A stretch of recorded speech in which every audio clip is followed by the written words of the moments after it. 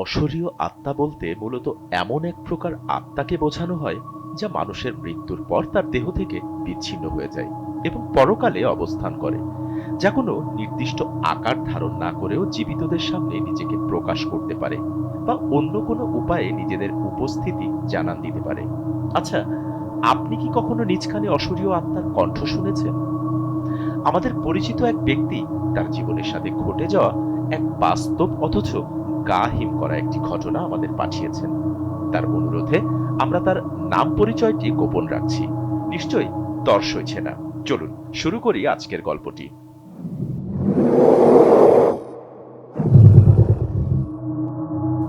নিলয় ছিল এক তরুণ সাংবাদিক।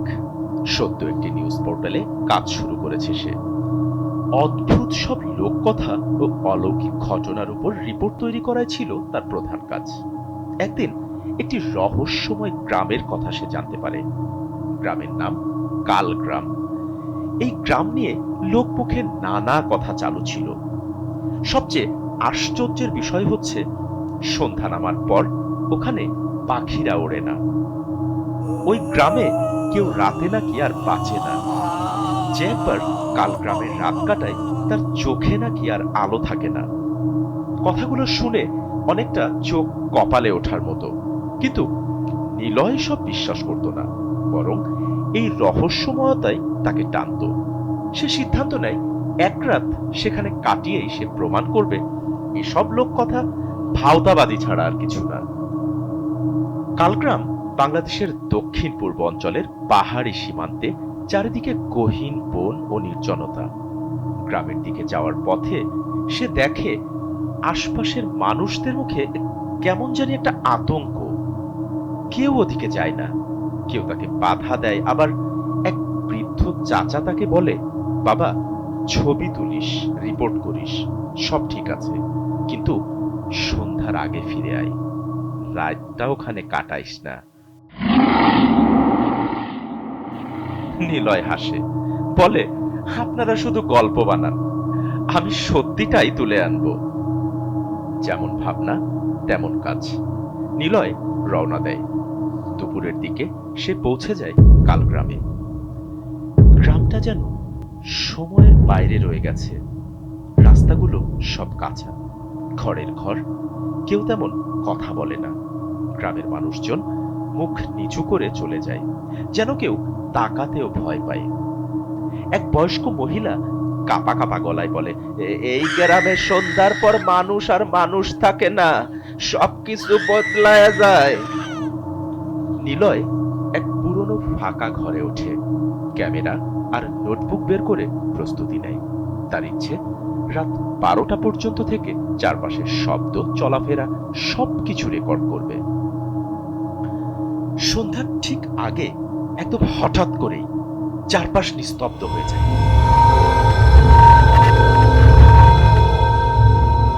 পাখির ডাক, গরুর ঘন্টা, শিশুর হাসি, সব থেমে যায়।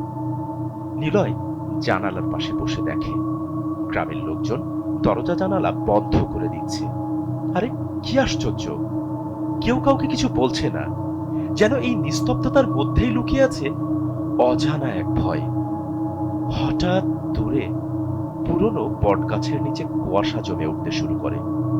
ঠিক সে সময় নিলয় দেখতে পায় কেউ একজন সেখানে দাঁড়িয়ে রয়েছে, শরীর ঢেকে রাখা, মুখ দেখা যাচ্ছে না, কিন্তু দাঁড়িয়ে আছে নিথর।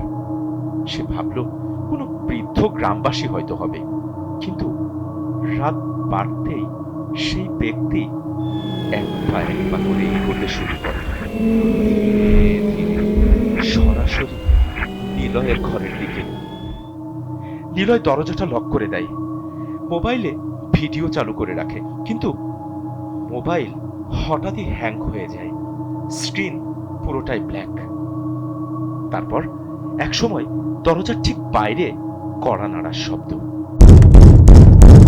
নিলয় চিৎকার করে বলে, কে? কোনো উত্তর নেই। আবার শব্দ। নিলয় সাহস করে দরজার ফাঁক দিয়ে উকি দেয়, কিন্তু সেখানে তো কেউ নেই। তবে মাটিতে দেখা যায় একজোড়া পায়ের ছাপ, কর্দমাক্ত, উল্টো দিকে মুখ করা। আচমকা তার পেছনে জানালার কাছে একটা হাতের ছাপ পড়ে, রক্ত মাখা আঁকা পাকা আঙ্গুল। নিলয় ঘুরে তাকায়, কিন্তু কেউ নেই। বাতাস ভারী হয়ে আসে, কানে যেন কেউ ফিসফিস করে বলে, তুই তো বলেছিস বিশ্বাস করিস না, এখন দেখ। রাত প্রায় 2টা। হঠাৎ দরজা নিচ থেকে খুলে যায়। নিলয় ঘর ছেড়ে বেরিয়ে পড়ে, দেখে পুরো গ্রাম কুয়াশায় ভরে গেছে। মানুষ নেই, কুকুর নেই, আলো বাতাস কিচ্ছু নেই। তার সামনে দিয়ে একের পর এক ছায়া ভর্তি হাঁটছে। মুখ নেই, চোখ নেই, শুধু হাঁটছে আর হাঁটছে। তারা যেন সময়হীন, দিকহীন। নিলয় দৌড়াতে চেষ্টা করে, কিন্তু তার পা যেন আটকে যাচ্ছে কাদায়। অথচ কাদা তো নেই, পুরোটাই শুকনো মাটি। হঠাৎ এক শিশুর কণ্ঠে আওয়াজ, ভাইয়া তুমি কি ফিরে যেতে চাও? নিলয় ঘুরে দেখে একটা ছোট্ট মেয়ে দাঁড়িয়ে, চোখ নেই, মুখে হাসি। বলল,